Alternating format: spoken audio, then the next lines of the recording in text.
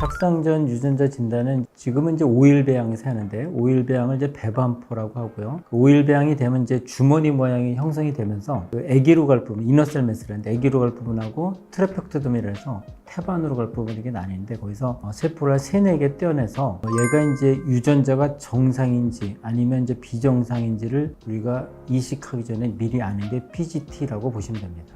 이제 PGT에도 이제 3종류가 있는데 PGTA 유전자의 숫자 이상을 하는 방법이 있고요. 또 하나 PGT-M이라 해서 가족력이 있는 질환이 있어요. 그러니까 아무래도 염기 서열에 의해서 문제에 의해서 유전이 되는 그 질환들은 PGT-M을 통해서 이제 골라내야 되는데 이런 환자들은 많지 않죠. 그 다음에 이제 PGT-SR이라 해서 우리가 이제 되게 부모 염색체 검사를 해보면 한 96%는 거의 정상이에요. 근데 4%가 이제 이상이 있는데 그것도 큰 이상은 아니고 트랜스로케이션이라 해서 이제 염색체끼리 위치를 바꾸는 경우가 있어요.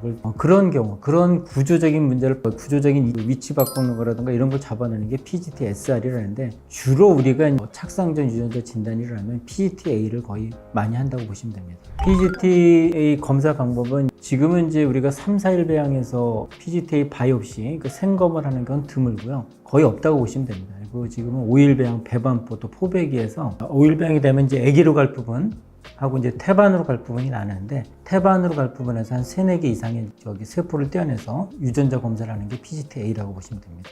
주의사항은 일단 뭐 환자가 할 주의사항은 없고요.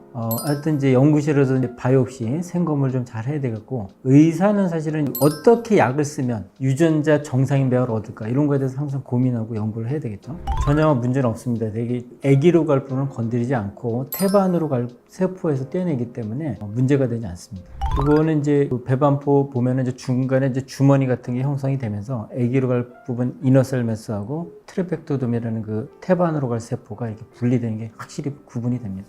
사실 그게 가장 의사들한테 딜레마입니다. 왜냐하면 이분들은 이제 5일까지 가는 배아를 얻기가 굉장히 힘들어요. 그래서 사실은 38세 이상이면 PGT를 하는 게 좋은데 진짜 권고사항이지만 PGT를 하고 싶어도 5일 배양을 못 얻는 경우가 많기 때문에 PGT에 2달 못하는 경우가 더 많죠. 하는 게 사실 원칙입니다. 아직은 PGT-A 검사에 대해서는 정부 지원이나 보험 급여가 되지 않습니다.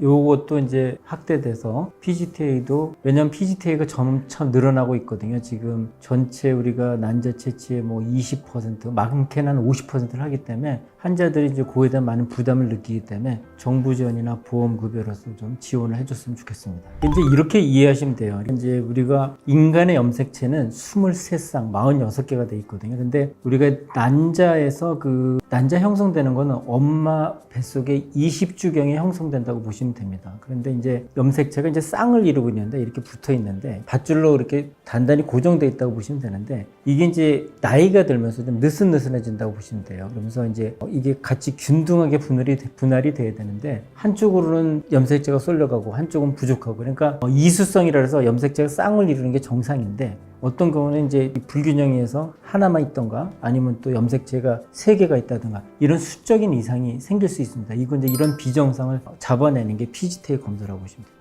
일단 이렇게 보시면 돼요. 우리가 아까 제가 차병원에서 임신율이 한 뭐 20% 높아졌던 거는 일단 동결 배아를 하면 15% 정도 5일 배양 동결 배아로 한 15% 높아지고요. PGT 했을 때 한 10% 높아진다고 하는데 사실은 이제 제가 분당 차병원의 통계를 보면은 PGT를 하면 거의 78%, 70%예요. 그러니까 25% 높아지는 것보다는 또 높아질 때가 더 많습니다. 이론적으로는 10% 높아진다는데 굉장히 높아집니다. 그건 해야 되는 게 PGT 검사는 확진 검사가 아닙니다. 우리가 프로그램에서 스크리닝 검사이기 때문에 그리고 이제 우리가 아까 제가 얘기했다시피 배반포, 태반으로 갈 세포 트레펙토돔에서 떼어내는 거기 때문에 이너셀 매스, 태반하고 애기 부분은 틀릴 수가 있어요. 그래서 꼭 아기의 염색체에 문제가 없는지를 양수 검사로 확인을 해야 됩니다. 육모막생거람이라든가 니프트 검사는 그것도 또 태반을 보는 거기 때문에 아기를 알 수 있는 건 양수 검사밖에 없기 때문에 15주나 16주 넘어섰고 양수 검사로 확진하는 경우가 좋고요. 요즘은 이제 마이크로 어레이라 해서 또 자세하게 또 다른 수적인 이상 말고 또 그 안에 문제가 있는지 이런 것까지 같이 확인하는 경우도 많이 있습니다. CMA라 해서 이게 이제 각 기관마다 차이가 있는데요. 대개 병원에서는 바이옵시 생검 비용을 받고 나머지는 이제 유전체 의뢰하는 데서 프로그램 돌려서 그 유전체에서 결과 내주는 비용이라고 보시는데 대개 뭐 25만 원에서 30만 원 그 이상이라고 보시면 될 것 같습니다. 그게 논문에도 나와 있어요. 그게 왜냐하면 이제 PGT가 발전하는 단계에서 가장 이제 PGT 하면서 의사로서 고충이 뭐냐면 PGT를 해서 정상난이 나오면 좋지만 되게 PGT를 해서 이식 실패하는 것처럼 뭐 5번, 6번, 7번 PGT 해서 정상난이 한 번도 안 나오는 거예요. 그래서 그런 분들은 그 어떤 논문에서는 비정상인데 이식을 했는데 결국은 나중에 보니까 정상 나왔다 이거죠. 근데 지금은 PGT의 정확도가 높아졌기 때문에 절대 추천하지 않습니다. 비정상난을 놓는 건 안 될 것 같습니다. 제가 이제 이거 되게 중요한 내용인데요. 일단 연구실에서 이게 논문을 보면 PGT를 했을 때 정상난이 나오는 비율, 예를 들어서 뭐 100명의 환자를 했는데 어느 기간은 한 40건수만 정상 나오는데 어느 기간은 또 뭐 한 70%가 정상난이 나오고 이렇게 각 기간마다 차이가 있어요. 그 차이가 있는 거는 물론 연구실에서의 어떤 뭐 생검 기술에도 차이가 있지만 중요한 거는 의사가 어떤 식으로 환자를 매니지하냐 이거 좀 되게 중요하거든요. 저는 그게 분명히 있다고 보는데 이게 이제 다양합니다. 그래서 저희 이제 어떤 프로토콜을 써야 되는지 항상 의사들은 고민을 해야 되고 약을 용량을 적게 써야 되냐 많이 써야 되냐 아니면 총 용량을 쓰는 기간을 우리가 9일을 해야 되냐 13일을 해야 되냐 이런 거 항상 고민을 해야 되고 저는 그런 거에 대해서 좀 차이가 있다고 생각하고 제가 이제 한 2018년도에 그 PGT 학회를 가보니까 그때도 그런 거였어요. 요즘에 이제 의사들은 되게 FSH 난포 자극 호르몬 제제만 쓰거든요. 예를 들어 이제 폴리트럽, 고나레프, 레코벨 이런 거 하나만 쓰는데 간단하고 좋습니다. 그런데 그 논문에서 보면은 그 학회에서 보면은 거기에 HMG라 해서 난포자극 호르몬하고 항체용성 호르몬이 같이 되는 게 있어요. 그래서 FSH 난포자극 호르몬 제제도 쓰지만 HMG를 같이 섞어 쓴 경우 정상난이 많이 나온다. 뭐 이런 논문도 있기 때문에 우리가 무심하게 그냥 일반적인 배란 유도 방법으로 쓴다고 생각하면 안 되고 어떻게 하면 유전자 정상난이 많이 얻어질까? 이걸 항상 의사가 고민해서 약을 써야 된다고 생각해요. 제가 이렇게 보시면 돼요. 이거는 이제 임신율을 높이기 위한 것도 있지만 우리가 일반적으로 임신했을 때 유산 비율이 한 15% 돼요. 근데 시험관하기에도 한 15% 유산율이 되는데 일단 임신이 안 되는 것도 굉장히 고통스럽지만 중간에 아기가 심장이 뛰다 멈추는 뭐 계류 유산이라든가 또 아기도 안 나타나고 아기집만 보이는 고산 환자가 나타나는 거 이런 것도 환자에게 굉장히 고통이기 때문에 그런 실패 확률, 유산이 안 되게끔 하는 거, 또 임신이 안 되게 하는 그런 실패 확률을 갖다가 확실히 줄일 수 있는 건 PT 방법밖에 없습니다. 그거는 무조건 하면 안 되고요. 예전에 이제 이런 논문이 있었어요. 그 PGT에서 유명하신 분인데 살트 데이터를 해서 35세 이전에 PGT를 한 경우와 35세 이후에 PGT를 한 경우를 비교했는데 35세 이전에서는 PGT 한 경우와 안 한 경우와 임신율에 큰 차이가 없었지만 35세가 넘으면 PGT 한 군에서 임신율이 굉장히 올라갑니다. 근데 이제 우리도 이제 차병원에서 한 달에 한 번씩 모여서 통계를 내는데 획기적인 그 차이가 나는 그 연령대가 있어요. 38세가 넘어가면 PGT를 한 경우와 안 한 경우와 임신율이 반 정도가 차이 나요.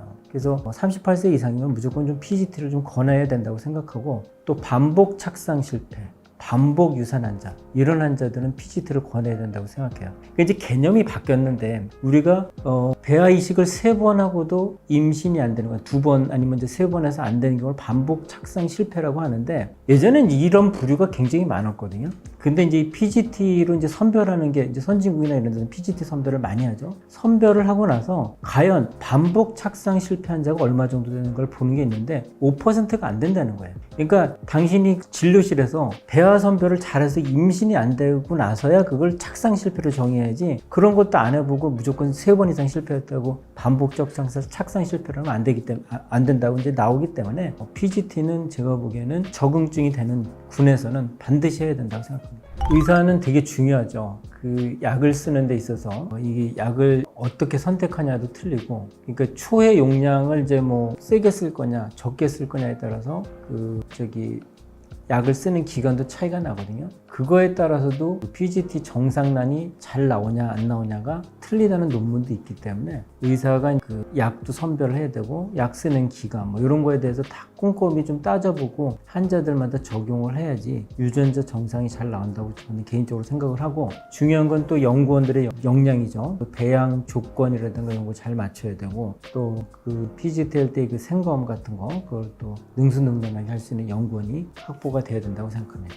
네, 일단 이제 그 어떤 논문에서 약을 이제 고용량을 쓰냐 저용량을 쓰냐 또 이제 그 가배란 유도하는 기간을 갖다가 설정을 틀리게 해서 뭐 8, 9일 쓴 경우고 11일 내지 13일 쓴 거를 비교해 봤는데 다른 데에서는 그 PGT에서 정상난의 차이가 없었는데 그 8, 9일 쓴 거보다는 10일에서 13일 쓴 경우에서 PGT에서 정상난이 좀 많이 나왔다는 거기 때문에 그렇게 좀 길게 쓰려면은 그렇게 길게 쓰는 경우가 또 이제 어떤 생리적으로 우리가 뭐 28일 주기라면 뭐 14일째 배련되고 이런 거에 좀 맞는다고 하고 그리고 이제 난자가 성숙되면서 충분히 자기가 교정해가는 능력이 거기서 획득이 되기 때문에 유전자 정상이 잘 나온다 이런 식으로 이제 뭐 디스커션에서 얘기를 했는데 그래서 그 기간 배란 유도 기간을 더 길게 하려면 약을 어떻게 써야 되나 이런 거 좀 그거에 따라서 차이가 나니까 의사가 고민을 좀 해봐야 되겠습니다.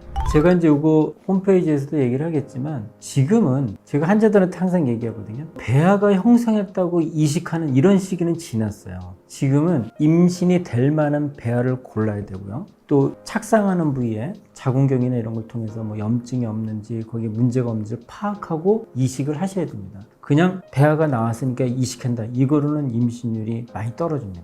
배아 선별이 굉장히 중요합니다.